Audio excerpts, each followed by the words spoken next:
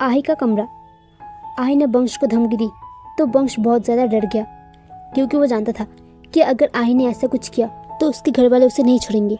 इसलिए उसने जल्दी से आही के हाथों को पकड़ा और उसे मनाने के भाव से बोला, मेरी प्यारी मासूम भोली और प्यारी बहना, कृपया ऐसा कुछ मत करना। तू तो जानता है ना, उसके बाद सब मुझे सजा देंगे। तू जो बोलेगी मैं करूँगा, बस तू किसी को बोलना मत, प्लीज़। इतना बोल वंश आशा भरी आंखों से उसे देखने लगा, जैसे बोल रहा हो, इस बार माफ़ कर दे बस। वही आई उसकी इतना बोलते ही खुशी से उछल के अपनी आंखों में चमक लिए वंश को बोलती है, ठीक है भाइयों, मैं किसी से आपकी शिकायत नहीं करूँगी। उसके बदले आपको मेरी 2 बातें माननी होगी। बोलो, मंजूर है? वही आई की बातें सुनकर वंश तो और भी ज़्यादा घबरा गया, क्योंकि आई अपनी बातें उसे मनवाना चाहती थी, वो भी एक नहीं, सीधा 2 बातें। वंश जानता था कि आई तो शरारत करने में शरारत की नानी है, अब वो क्या करने को बोले क्या ही पता। पर अब उसके पास आई की बात मानने के अलावा दूसरा कोई विकल्प नहीं था, इसलिए उसने बेमन से कहा, हाँ बोलो, क्या करना पड़ेगा मुझे?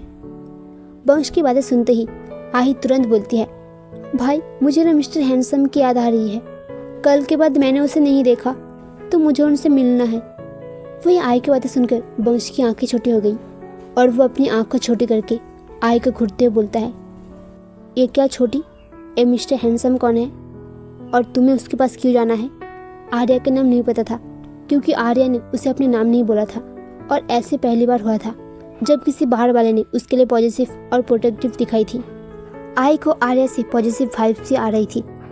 आई को तो आर्या की याद भी आ रही थी। उसे नहीं पता था कि उससे पहली मुलाकात थी, उसे आर्या की याद क्यों आ रही थी, पर आई को आ रही थी उसकी याद, और आई उससे मिलना भी चाहती थी।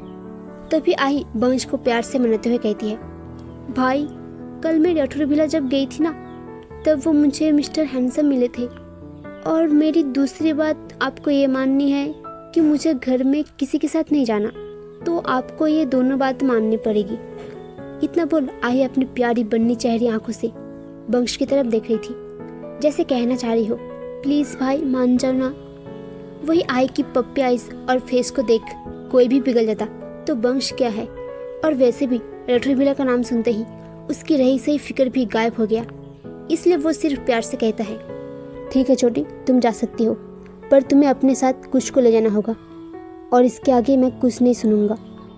आई ने जब ये सुना तो उसकी खुशी का ठिकाना नहीं रहा, और वो अपनी आंखों में चमक ली और चेहरे पर लंबी मुस्कान लिए हुए वंश के गले लग गई।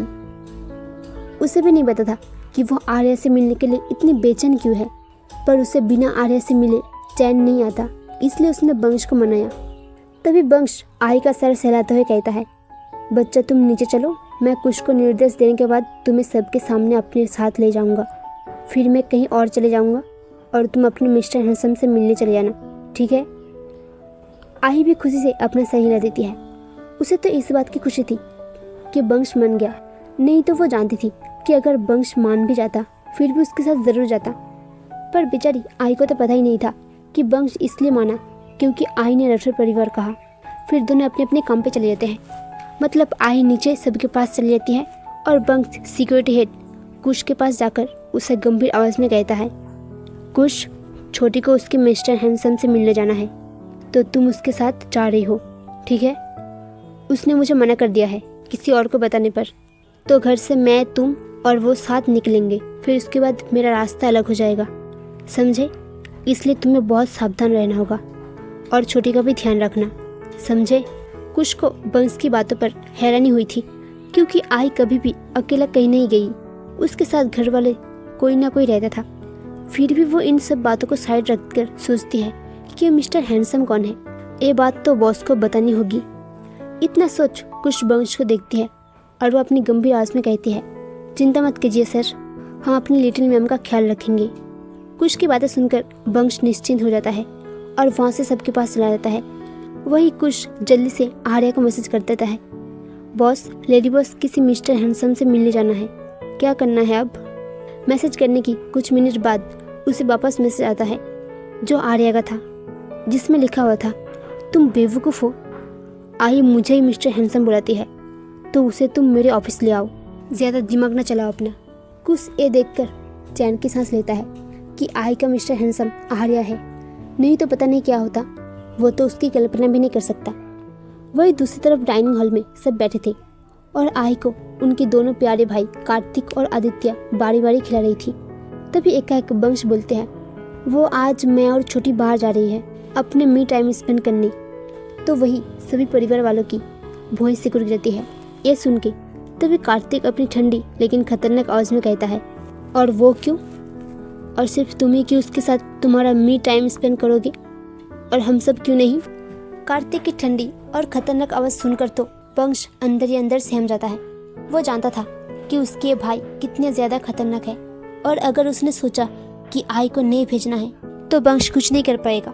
फिर वंश आई की तरफ देखता है जो अपने पप्पी आई से उसे देख रही थी। तो वंश ने कुछ सोचकर अपनी आवाज़ में स्वीट से भी ज़्यादा मीठा सुनाते हुए उससे कहता है, हे भाई, आप भी ना कितना जल्दी सीरियस हो जाती हो। वो तो छोटी ने मुझे किसी बात पर शर्त लगाई थी, अगर वो जीती तो मुझे उसकी एक बात माननी होगी और अगर मैं जीती तो मुझे उसकी बात माननी होगी। पर वो हार गई, इसलिए मैंने उसे बोला कि उसे एक दिन सिर्फ मुझे ही उसका पूरा टाइम देना होगा, बस इसलिए है ना छोटी? इतना बोल वंश आई की तरफ घूरकर कुछ इशारा करता है, जैसे कह रहा हो जल्दी से कुछ बोलो नहीं तो सब खत्म हो जाएगा। फिर मिल लेना अपने मिस्टर हैंडसम से।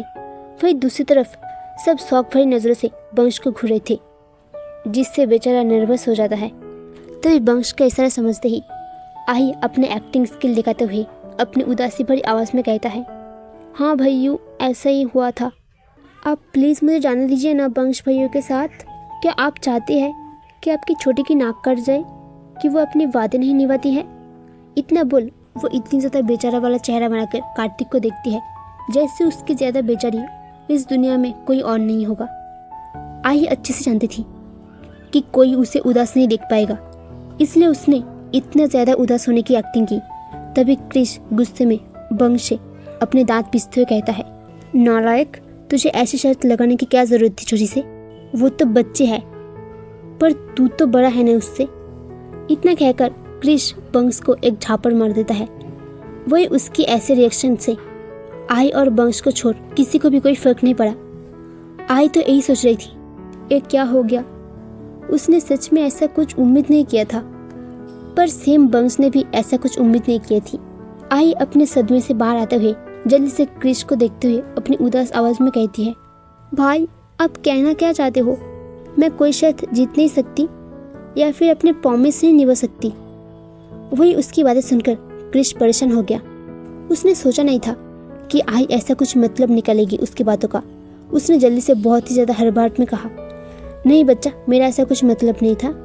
आप तो जो चाहे वो कर सकती हो, है ना? अंतिम दो शब्द वो अपने परिवार के सदस्यों को देखते हुए कहता है, जो उसकी बातों पे किसी रोबोट की तरह अपना सही हिला देती है। आई ने सोचा ये मौका अच्छा है, इसलिए उसने अपनी प्यारी आवाज़ में फिर से कहा, अच्छा, अगर ऐसा है तो अब सब मुझे वंश भैया के साथ जाने दीजिए। मैं भी ये साबित करना चाहती हूँ कि आई मल्होत्रा हमेशा अपनी प्रॉमिस निभाती है।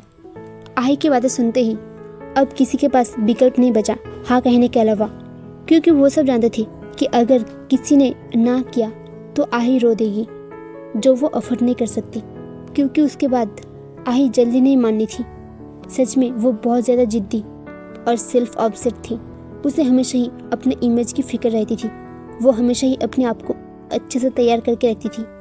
अब तैयार करने का मतलब बहुत सारा मेकअप नहीं, मतलब उसकी लुक उसकी स्टेटस के हिसाब से खूबसूरत लगे। तभी आशी जी अपनी कड़क और सख्त आवाज़ में कहते हैं, देखो वंश, आई तुम्हारे साथ अकेला जा रही है तो उसे कुछ होना नहीं चाहिए, नहीं तो तुम भूल जाना कि तुम इस घर के बेटे भी हो। वही आशीष की बात सुनकर वंश डरते हुए हड़बड़ाहट में बोलती है, माँ, आप चिंता मत कीजिए, मैं छोटी का बहुत अच्छे से ख्याल रखूँगा। वो मेरे साथ सुरक्षित है और कुछ भी हमारे साथ जा रही है, तो आप सब चिंता मत कीजिए। उसकी ये बातें सुनकर कि कुछ भी उसके साथ जा रहा है, सभी परिवार के सदस्य एक चैन की सांस लेते हैं। उन्हें अब जाकर यकीन हुआ कि आई सुरक्षित है, क्योंकि वो सब कुछ को जानते हैं कि वो कितना सक्षम है आई की रक्षा करने के लिए। वो अकेले ही 100 लोगों को टक्कर लेती है और उसकी काबिलियत मल्होत्रा फैमिली अच्छे से जानती थी, क्योंकि कुछ की काबिलियत को सभी ने देखा था। ऐसा नहीं था कि वंश सक्षम नहीं था, वो तो कुछ से भी ज़्यादा सक्षम था। बस बात यह है कि अब आही और वंश के साथ कोई दूसरा भी रहेगा। ये सोच के सबने एक चैन की सांस ली थी। तभी वंश कहता है, तो अब हमें चलना चाहिए छोटी, समय हो गया है पहले से ही। उसका इतना कहते ही एक बार फिर सब उसकी तरफ देखता है। सबको वंश के ऊपर गुस्सा आ रहा था, क्योंकि वो लोग भी आही के साथ टाइम बिताने के लिए आज रुके थे। क्योंकि जब तक सब आही को देख न ले तब तक उन्हें चैन नहीं मिलना था। इसलिए जब आही नहीं उठी तो वो सारे घर पर ही अपने लैपटॉप से ऑफिस का काम कर रही थी। तभी हर्षवर्धन जी कुश को बुलाते हुए अपनी गंभीर आवाज़ में कहता है, कुश, लाडो बिटिया आज वंश के साथ बाहर जा रही है, तो उसकी सुरक्षा का अच्छा सा ख्याल रखना, उसे कुछ होना नहीं चाहिए। हर्षवर्धन जी की बातों से सब अपना सर हाँ में हिलाती है। सब कुश की तरफ देखता है, पर कुश बिल्कुल भी घबरा हुआ नहीं था, क्योंकि वो भी आही को अपनी छोटी बहन मानता था। एक बार किसी ने उसे आही का पालतू कुत्ता कह दिया था। उससे कुश को कोई फर्क नहीं पड़ा था, पर आही को ये बात पसंद नहीं आई थी, इसलिए आही ने उसे भयावह सजा दी थी। उसके साथ ही उसने सभी के सामने कुश को राखी बांध के अपना भाई बनाया था और बोला कि अब भाई अपनी बहन की सुरक्षा नहीं करेगी तो कौन करेगा। कुश को आही के ऐसे बिहेवियर देख बहुत ज़्यादा खुशी हुई थी और ये बात उसके दिल पर उतर गई थी। अब से सिर्फ आर्या के कहने पर ही नहीं, वो दिल से ही आही को सबसे सुरक्षित करता है। कुश अपने भावहीन चेहरे के साथ हर्षवर्धन जी से कहता है, बॉस आप चिंता मत कीजिए, छोटी मैम का पूरा ध्यान रखूंगा। मेरे होते हुए उन्हें कोई छू भी नहीं पाएगा। उसकी इतना आवाज़ सुनकर सब राहत की सांस लिया। फिर सब लोग आही को गले लगकर अलविदा बोलता है और उसे खुद का ध्यान रखने के लिए कहता है। ऐसा नहीं था कि आही पहली बार कहीं जा रही थी, पर जब भी वो कहाँ जाती थी तो सब उसे ऐसे ही खुद का ख्याल रखने को कहता है। वो खुद को आही की फिक्र करने से रोक नहीं पाते हैं। अब आही को उनसे झूठ बोलने पर बहुत ज़्यादा बुरा लग रहा था और वह अपनी दोबी आंखों से वंश की तरफ देखता है, जो उसे देख रहा था। वंश उसे शांत रहने का इशारा करता है। आही भी उसकी आवाज़ें सुनकर खुद को नॉर्मल करती है। आही को हमेशा से सबका अटेंशन मिली थी। बचपन से ही सबने उसे पहली प्राथमिकता दी थी, इसलिए वह जिद्दी और सेल्फ ऑब्सेस्ड बन गई थी। उसके अब अटेंशन की आदत हो चुकी थी कि उसे लोगों की अटेंशन चाहिए, और आज तक उसे किसी ने निराश नहीं किया। फिर वंश और आही ने सबको बाय बोलकर कुश के साथ निकल गया। बाहर कम से कम 25 से 30 गाड़ियाँ खड़ी थी जो आही के बॉडीगार्ड्स की थी। वही आही और वंश कार के पीछे की सीट पर बैठते हैं और कुश पैसेंजर सीट पर बैठता है और उनकी गाड़ी निकल पड़ती है अपनी मंजिल पर। वही आही वंश और कुश से अपने उदास और देसी आवाज़ में कहती है, भाई मुझे ना बहुत बुरा और गिल्ट महसूस हो रहा है घर पे सबसे झूठ बोल के। आही कुश को भी भाई ही बोलती थी। उसने सच में अपने दिल से कुश को अपना भाई माना था। वो कुश से अपनी सारी बातें शेयर करती थी, क्योंकि कुश भी हमेशा उसके साथ रहता था। तभी वंश, जो आही को उदास नहीं देख पा रहा था, वो थोड़ा मजाकिया टाइप में उससे कहता है, देख छोटी, ये जो तेरा कछुआ जैसी मुंह है ना, तेरा उदास होने पर किसी बंदर के जैसे लगता है, इसलिए तू उदास मत हो। वंश जानता था कि आही बहुत ही ज़्यादा सेल्फ कॉन्शियस था और इसके बाद तो उसका माइंड डाइवर्ट हो जाएगा, और यही सोच के कुश भी राहत की सांस लेता है कि अब आही उदास नहीं रहेगी। लेकिन हुआ भी ऐसा। आही का दिमाग वहाँ से पूरा डाइवर्ट हो गया। लेकिन तभी आही जोर से चिल्लाते हुए वंश से कहती है, भाई आपकी हिम्मत कैसे हुई? दुनिया के सबसे सुंदर, स्मार्ट, समझदार, क्यूट, मासूम और महान लड़की को आपने कछुआ और बंदर कहा? आही इतनी जोर से चिल्लाई थी कि वंश और कुश ने तो अपना कान बंद कर लिया था। वही ड्राइवर का कान तो जैसे सुनने पड़ गया है। उसे तो कुछ सुनाई नहीं दे रहा था कुछ मिनट तक। फिर जाके कुछ मिनट बाद उसके कान ठीक हुई। वही आही की इतनी चिल्लाने से कुश उसकी चिंता करते हुए अपनी सॉफ्ट आवाज़ में प्यार से कहता है, मैम आप ज़्यादा गुस्सा मत कीजिए, आप इनके बारे में घर पे बता देना, ठीक है? आही तो ये सुन के खुश हो गई। वही वंश की तो हालत खराब हो गई। वो जानता था कि अब उसे कितनी तकलीफ देगी, लेकिन अब कुछ नहीं हो सकता था। ऐसे ही बात करते करते वो लोग आर्या की बिल्डिंग की एंट्रेंस गेट पर आ गई। वंश वहाँ से उतरकर पीछे से बॉडीगार्ड की एक कार लेके वहाँ से चला गया। वही आही का कार जैसे एंट्रेंस गेट पर पहुंची, गेट खुल गया और वहाँ खड़े सभी बॉडीगार्ड्स ने अपना सर झुका लेता है, क्योंकि उन्हें पहले से ही निर्देश दिया गया था ऐसे करने को। आही की कार वीआईपी पार्किंग में जाकर रुकती है। वहाँ राका खड़ा हुआ था। वहाँ से वो आई को और कुश को अंदर की तरफ ले जाता है। पहले तो आई ने राका को देखा तो उसने कुश से पूछा कि कौन है ये। जब कुश ने उसे बोला कि आपके मिस्टर हैंडसम की पर्सनल बॉडीगार्ड है, उसके बाद ही आई उसके साथ अंदर चलने के लिए तैयार हुई। वही आई अंदर जाती है राका के साथ तो उसे रिसेप्शन के पास आर्या दिखता है। उसे वहाँ देख आई दौड़ते हुए जाती है और आर्या को गले लगती है। आर्या ने भी आई को खुद की तरफ आते देख लिया था, इसलिए उसने भी कस के आई को गले लगा लिया। वही राका और कुश ने तो अपनी नज़र नीचे कर ली थी, पर आर्या के कर्मचारी ने अपने हैरानी और बड़ी बड़ी आंखों से आर्या और आई को देख रहा था। उसमें से आधे से ज़्यादा तो शौक के मारे बेहोश हो गई। अब जिस इंसान ने अपनी सारी ऑफिस और इंडस्ट्री में लड़कियों को बैन कर दिया था, वो आज खुद एक क्यूट लड़की को ऐसे गले लगाए खड़ा था जैसे कि वो उसकी जीने की वजह हो। जो कर्मचारी बेहोश नहीं हुए थे वो अपनी आंखों को बड़ी बड़ी करते हुए अपने बॉस को देख रहे थे। वही आई को जब लोगों के गिनने की आवाज़ आई तब उसने अपना छोटा सा सर आर्या की सीने से बाहर निकलते हुए अपने आसपास देखा तो उसकी भौं कंफ्यूज में ऊपर उठ गई। वो अपनी कंफ्यूजन और परेशानी भरी आवाज़ में आर्या से कहती है, मिस्टर हैंडसम, ये सब आपके ऑफिस में ऐसी सो क्यों रहे हैं और आप इन्हें सो कैसे दे सकते हो? इससे आपका कितना ज़्यादा नुकसान हो जाएगा और आप गरीब हो जाओगे। बोलो, क्या आप चाहते हो कि आप गरीब हो जाओ? अच्छा हाँ, आप चाहते होंगे कि आप गरीब हो जाओ जिससे आप खबरों में आकर मशहूर हो जाओ, पर मैं आपको गरीब नहीं देख सकती हूँ। नहीं, मैं होने नहीं दूंगी। मैं इन सबको मार मार के काम कराऊंगी। इतना बोल वो बेहोश पड़े कर्मचारी को घूरती है।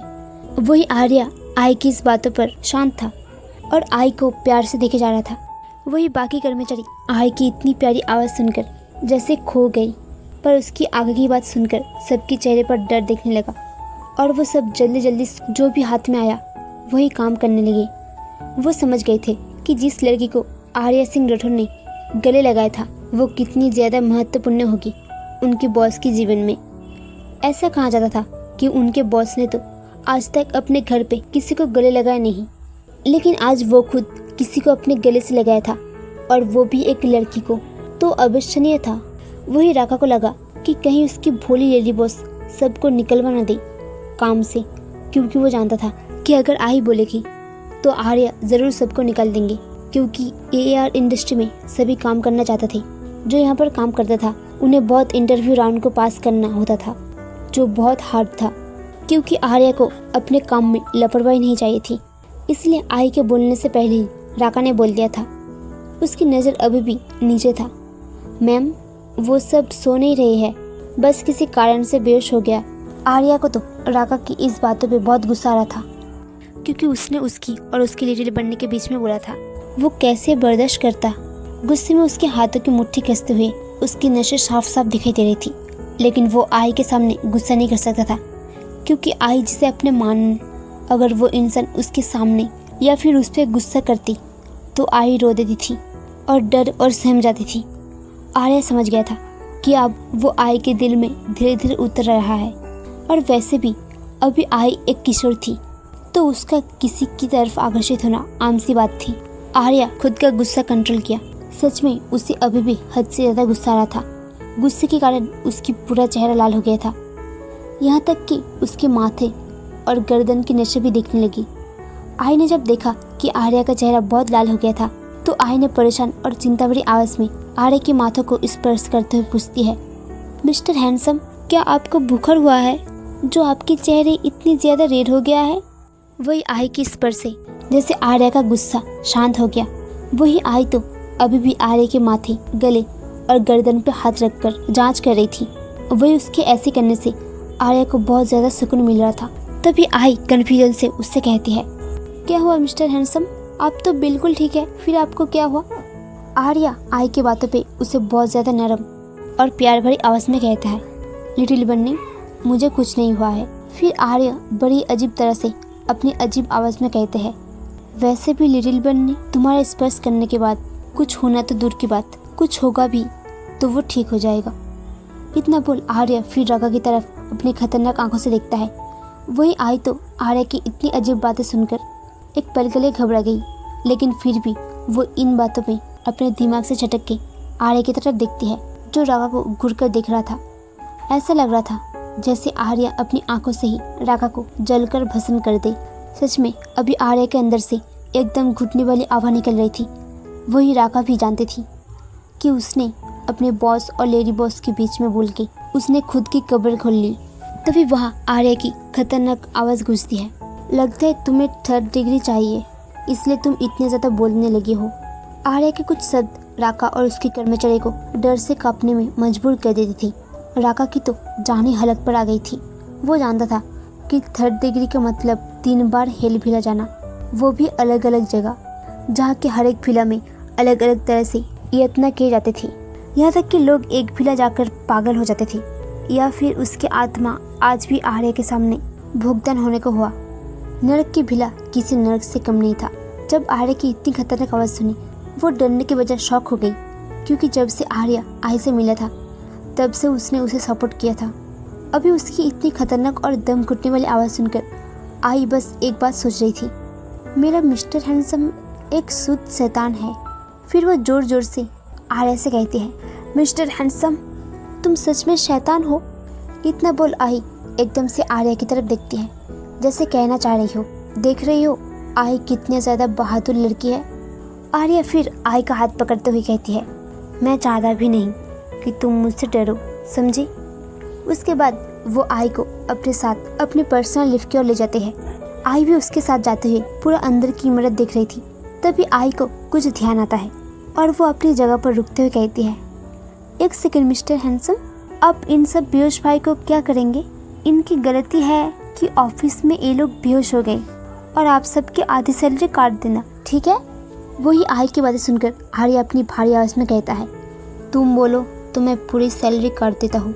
आर्या की बातें सुनकर सारे कर्मचारी जो आई की बातें सुनकर फटाफट काम में लगे हुए थे, वो सब बहुत ज़्यादा घबरा गई। आर्या ने आई के आने से पहले 2-3 लोगों को निकल लिया था, सिर्फ इस बात पे कि उसने आर्या जो प्रोजेक्ट दिए थे उन्होंने वो कॉपी किया हुआ था, जो कि आर्या से बर्दाश्त नहीं हुआ था। उस बात से सभी डरे हुए थे। उन्हें ऐसा लग रहा था कि उन्हें बेहोश लोग के साथ उनकी भी सैलरी काटना चाहिए, क्योंकि वो सब जानते थे कि आर्या ने आई के लिए अपनी सबसे महत्वपूर्ण मीटिंग रद्द कर दी थी और वो आई के इंतजार रिसेप्शन पर कर रहा था। आर्या कुछ ज़्यादा ही उत्साहित है, पर फिर भी उसने अपना उत्साह किसी को नहीं दिखाया। उसे देखकर ऐसा नहीं लग रहा था कि वो किसी बात को लेकर उत्साहित है। आर्या ने जब सुना था कि आई आ रही है, तब से उसने पूरे ऑफिस को अपने सर पे उठा लिया था। अब वो आ भी तो पहली बार रही थी ना, तो वो अपनी लिटिल बनने की स्वागत के लिए आधे या 1 घंटे पहले जाकर एंट्रेंस पे खड़ा हो गया था। वही उसको वहाँ देख उधर काम कर रहे लोगों की जान हलक पर आ गई थी। अब आते हैं प्रेजेंट पे। आर्या की बातें सुनकर पूरी सैलरी काट देता हूँ। आई कुछ सोचने लगती है। वो सोचते समय बहुत ही प्यारी और क्यूट लग रही थी और वो इस समय बहुत ही गंभीर सोच में थी, जैसे कि अगर उसने इस बात पर गलत निर्णय लिया तो पूरी दुनिया तबाह हो जाएगी। वही आर्या को तो जैसे कुछ दिख नहीं पा रहा था, उसे तो बस आई को देख रहा था और वो उसको बड़े प्यार से निहारने लग रहा था। उसके लिए एक कोई बड़ी बात नहीं थी। उसने पहले भी कई बार एक साथ वहाँ काम करने वाले डिपार्टमेंट की तरह आने वाले लोगों की सैलरी काट दी थी। तभी उसे आई की प्यारी आवाज़ सुनाई देता है, जो उसे देखते हुए बोल रही थी, लेकिन मिस्टर हैंडसम, अगर आपने इतने सारे लोगों की एक साथ पूरी सैलरी काट देती है तो फिर ये लोग नौकरी छोड़ देंगे ना, तो आपका कितना नुकसान हो जाएगा।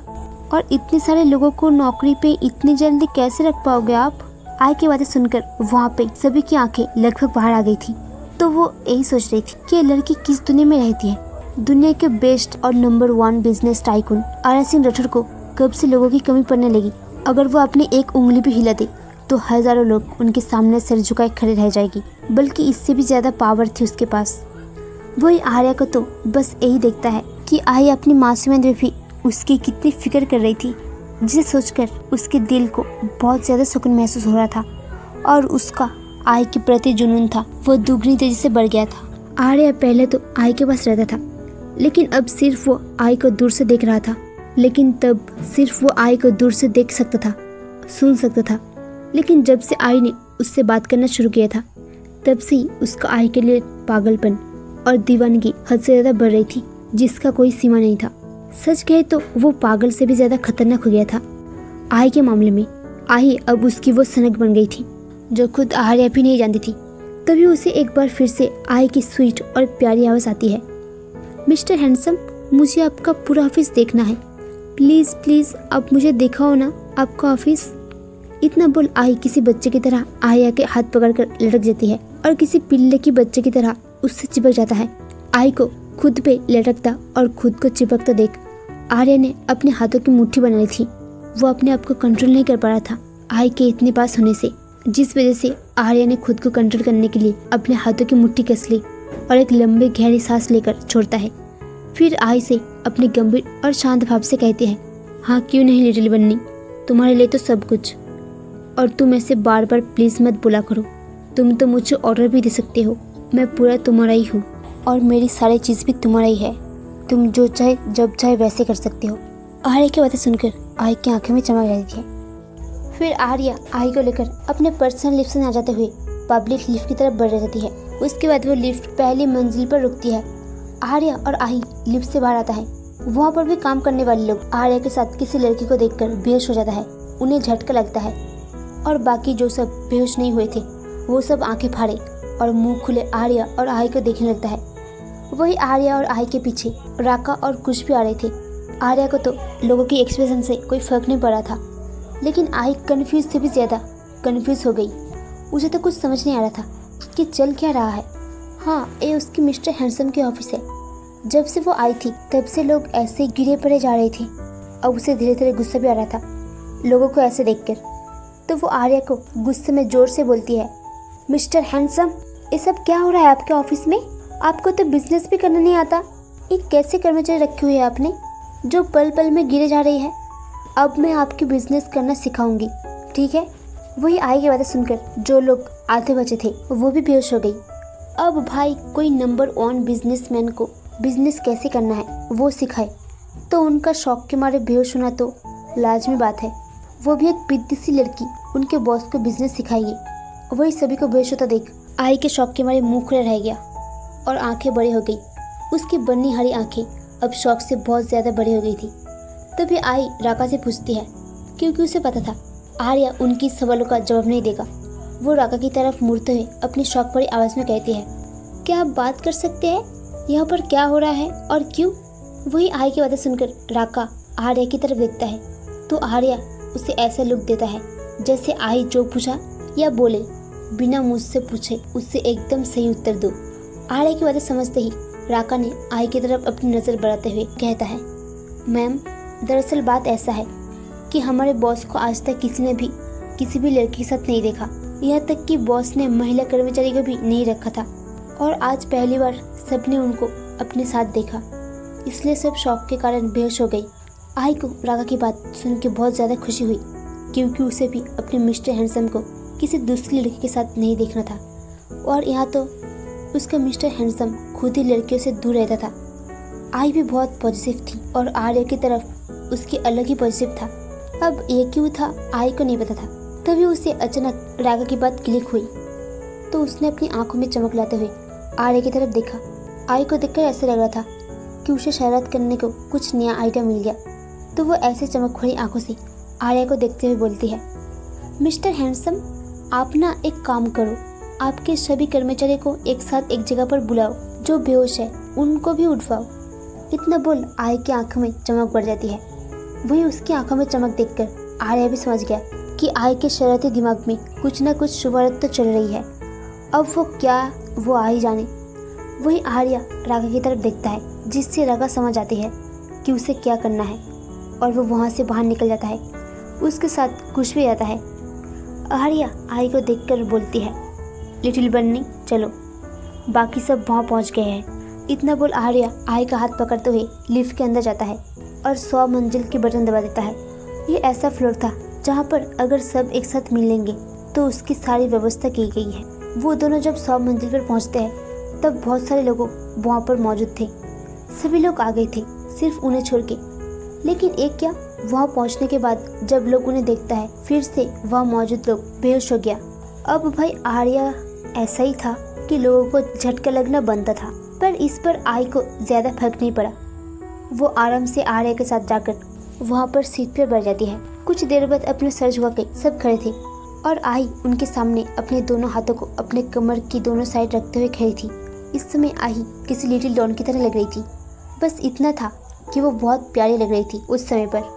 तभी आई आर्य की तरफ मुड़ते हुए अपनी गंभीर मगर प्यारी आवाज़ में कहती है, मिस्टर हैंडसम, आपकी कर्मचारी बहुत ज़्यादा कमज़ोर है, इसलिए अब इन्हें सज़ा मिलेगी और उनके साथ आपको भी, क्योंकि आपने इस पर कभी ध्यान नहीं दिया, इसलिए आपको भी द ग्रेट और बुद्धिमान आई मल्होत्रा सज़ा देगी।